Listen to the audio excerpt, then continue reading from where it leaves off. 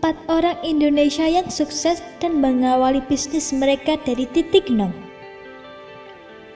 Siapa sih yang tidak ingin mendapatkan kesuksesan, keberhasilan, sampai dengan harta berlimpah?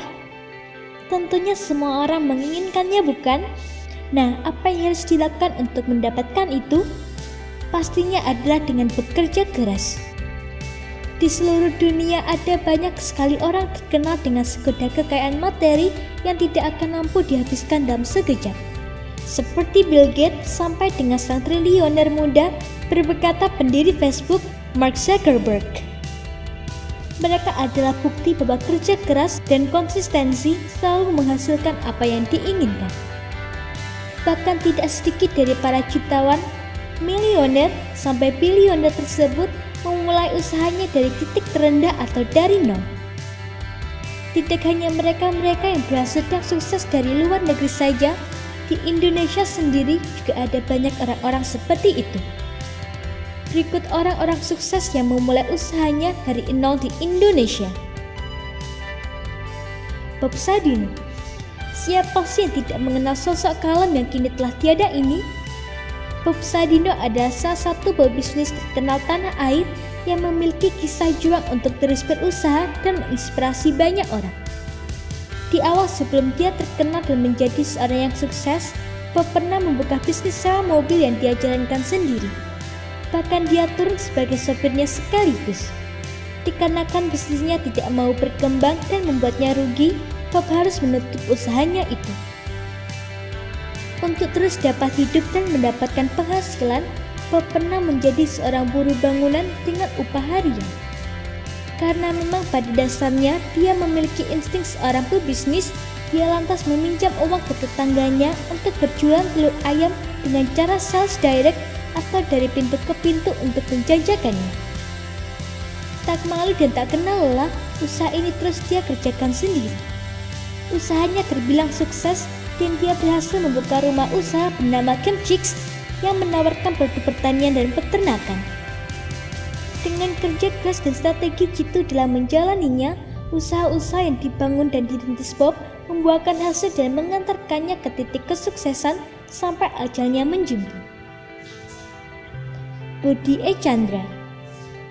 Pria yang lahir di Lampung pada tanggal 9 September 1959 ini memang sudah memiliki insting bisnis yang kuat sejak dia duduk di bangku SMP. Pada saat bersekolah, dia pernah beternak ayam dan bebek yang kemudian telur hewan ternaknya itu dia jual ke pasar. Walaupun harus jatuh bangun, namun dia tetap menjalankan beberapa usaha lainnya selain beternak ayam dan bebek. Di tahun 1982, dia bersama beberapa temannya membangun sebuah lembaga bimbingan belajar yang dinamakan Lembaga Bimbingan Tes Primagama. Walaupun pada waktu itu masih tercatat sebagai mahasiswa, Budi tetap bertekad untuk melanjutkan usahanya tersebut. Bermula hanya memiliki 2 murid saja, Budi tetap telaten menjalankan usaha bimbingan belajarnya tersebut hingga kini mencapai 100 ribuan lebih.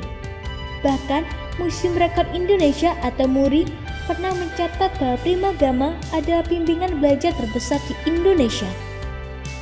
Sekarang ini, Primagama sudah memiliki lebih dari 20 anak cabang perusahaan yang bergerak dalam berbagai sektor seperti pendidikan formal dan non-formal, biro perjalanan, sampai dengan rumah makan. Sani Kamangmau. Siapa sangka dari tangan pria Indonesia ini tercipta sebuah tas yang sangat terkenal di kalangan sosialita, khususnya di Jepang, bernama Robita. Sani Kamangmau adalah seorang pria yang tidak memiliki ijazah SMA. Yang sebelum terkenal dan sukses, dia adalah seorang tukang sapu di sebuah hotel. Dikarenakan berbagai pertimbangan, pihak hotel kemudian mengangkat Sani sebagai satpam di tempat yang sama. Walaupun tidak memiliki bakat akademis seperti yang banyak dimiliki orang-orang terkenal, namun tekadnya untuk mengubah nasib dan mempelajari strategi bisnis serta belajar bahasa Inggris dan Jepang sangat tinggi. Bahkan, Sani juga menyisihkan sebagian gajinya untuk membeli kamus agar dia dapat mempelajari bahasa asing tersebut. Sampai suatu ketika, dia bertemu dengan seorang pebisnis dari negara Sakura yang menantang dirinya untuk membuat sebuah model tas yang kemudian akan dipasarkan ke Jepang. Karena tertantang dan memiliki naluri bisnis, Sunny menyanggupinya dan mencoba membuat tas seperti yang diinginkan. Walaupun sempat jatuh bangun dan usaha pembuatan tas tersebut, Sunny terus berusaha dan bekerja keras sampai pada akhirnya dia berhasil dan sanggup memperkerjakan lebih dari 100 orang. Kini dia menjadi salah seorang desainer tas dengan brand tersohor di Jepang yang tentu saja omsetnya miliaran rupiah. Mutiara Siti Fatimah Djoko Sutono. Bagi yang pernah ke Jakarta atau orang asli ibu kota sendiri, pastinya mengetahui ada sebuah armada taksi dengan ciri khas warna biru yang bernama Bluebird.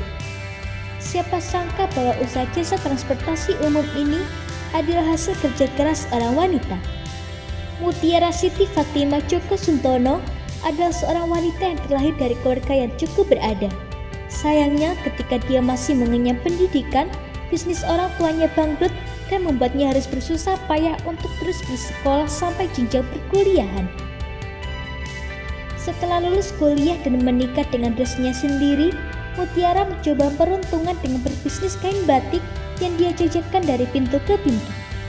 Tidak hanya kain batik, dia juga berjualan telur sebagai usaha lainnya. Sepeninggal suaminya, 2 mobil sedan yang dimilikinya dia gunakan sebagai sarana transportasi yang untuk menggunakannya, para pelanggan harus menelpon terlebih dahulu ke rumahnya. Karena dianggap liar dan tidak memiliki izin, maka usahanya itu menjadi cukup berantakan. Untuk melanjutkan bisnisnya itu, dia harus menemui mantan gubernur Ali Sadikin. Ternyata usaha yang dia kerjakan berbuah hasil yang cukup menggembirakan. Jasa transportasi Bluebird menjadi salah satu ikon taksi terkenal di Jakarta dengan omset jutaan dalam satu harinya. Memang pada umumnya untuk menjalankan suatu bentuk usaha dibutuhkan modal yang cukup bahkan besar. Namun jangan sampai terpaku akan hal tersebut karena ada juga usaha yang dapat dilakukan dengan modal kecil. Jika Anda dapat memutar otak, melihat celah sampai dengan mengatur strategi bisnis disertai dengan keberanian untuk berspekulasi juga kerja keras tanpa mengenal lelah, maka apapun jenis usaha Anda akan dapat berbuah hasil yang menggembirakan seperti yang dilakukan oleh orang-orang sukses tersebut. Semoga informasi tersebut dapat bermanfaat. Jangan lupa untuk klik subscribe untuk mengetahui video terbaru dari kami.